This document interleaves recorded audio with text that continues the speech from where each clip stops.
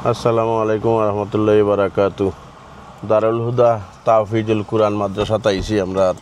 এতিম বাচ্চাই না শুনি না দেখার লাগি, আপনারা দেখাইমু তারা কিলা না শুন, তার সমস্যা এটা আমরা ওই দিছি মাদ্রাসা দেখবা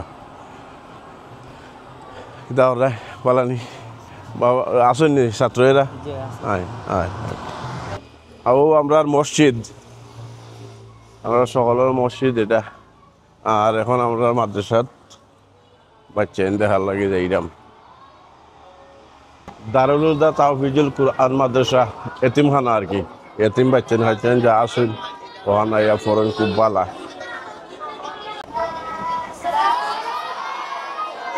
সব বালা আসনি?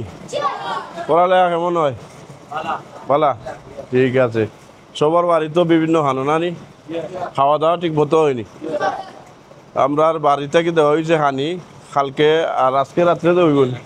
আজকে রাত্রে মিয়াসার মাধ্যমে হানি দেওয়া হইব, কালকে দুপুরেও নি, কালকে দুপুরেও। আচ্ছা যাই হোক, সব বালাতে আবা কোনো সমস্যা হইলে আমরা মিয়াসাও আসইন। মিয়াসা বলতে আমরা বাতিজা, আমরা ছোটো হাল থাকি তানরে মায়া করি। তাই ছোটো আসলা তাই অন্য আইসইন একবারে। আমরা বড় ভাই ছেলে বানাইছেন, তাই খুব আমলগার হাফিজ, পুরানে হাফিজ। আর এখানেও বিভিন্ন এলাকা থেকে ছাত্ররা যারা এতিম আছে তারা আয়।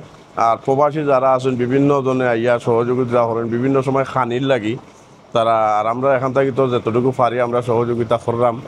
আর খানির লাগি বিশেষ করে বিভিন্ন জনে দান জেত করেন, আমরা মিয়াসের মাধ্যমে টেকা টুকা দিয়া খাওয়াইলেন।